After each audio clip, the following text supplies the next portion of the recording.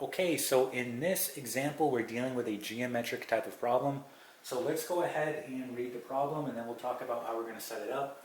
It says a cylindrical container has a height of 120 centimeters.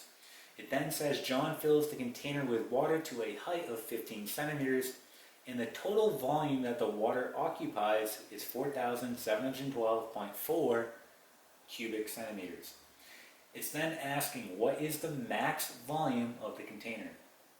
Now, there are a couple of different ways you can do this, right? There are two different methods. So I'm going to show you the first method, which is a bit longer, okay? And the second method is much shorter.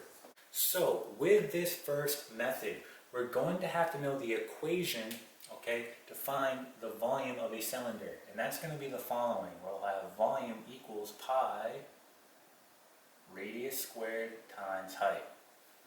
Okay? Now, look at the information that it gives you. It tells you when it's at a height of 15 centimeters, it has a volume of 4,712.4 cubic centimeters.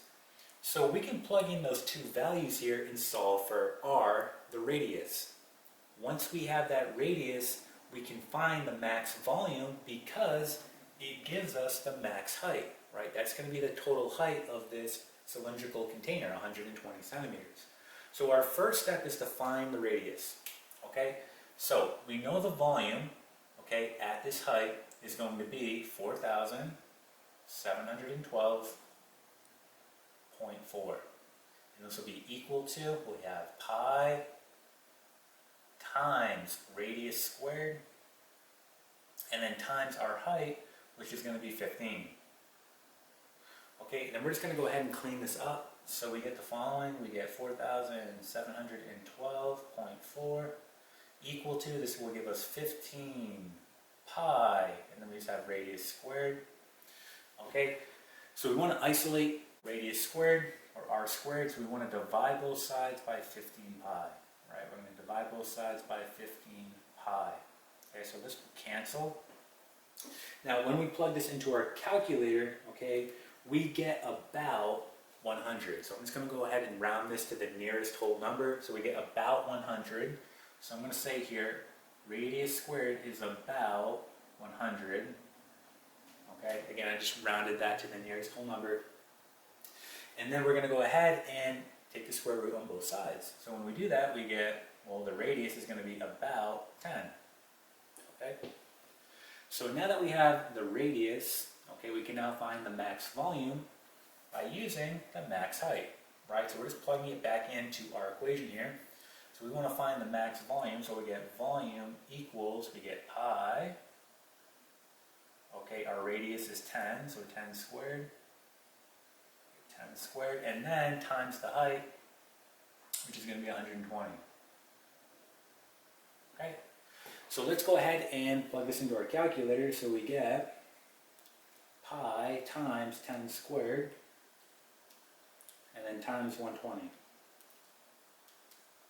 Okay, so we get the following. Again, I'm going to round this, all right, to the nearest whole number. So we get our volume is about, we're just going to say 37,699. And this will be centimeters cubed. All right? So there it is. Now, that was the first method. All right? It's a bit longer than what you actually have to do in this problem if you saw the second method. So if we talk about the second method now, we can see that the volume of this cylinder is going to be proportionate to its height, right? So as height increases, its volume will also increase. And as height decreases, the volume will also decrease. So you can actually solve this problem by setting up a proportion, right? So for example, we're going to set up a ratio here. We're going to say height to volume. All right, you could do volume to height, it doesn't matter. But I'm just going to say here, height to volume. So I'm going to do 15 centimeters to, okay, 4,712.4 cubic centimeters, right? So again, we're doing height to volume. And now we're going to set this equal to, well, Here's our height here, 120, so it stays on the numerator, and we want to find this volume. So we're just going to put a variable here, v. All right? And all you have to do here is solve this proportion, and you should get the same answer. Okay? So doing this out, we're going to do 15 times v, we get 15v.